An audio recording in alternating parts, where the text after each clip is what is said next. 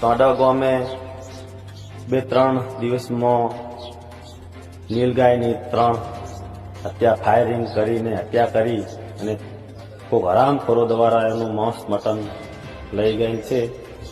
જો આ જગ્યા ઉપર આ લોહીના ડાઘ પડ્યા છે. અહીંયા ફાયરિંગ કરી એની પછી જે એનો અંદર જે છાણ છે અહીંયા પણ કાઢીને અહીંયા પણ છાણ નાખવામાં આવેલ છે નીલગાયનું. અને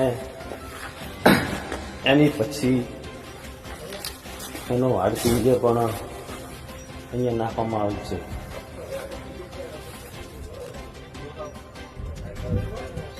આ એના હાડકા પણ પગથી કાપીને નાખવામાં આવેલ છે.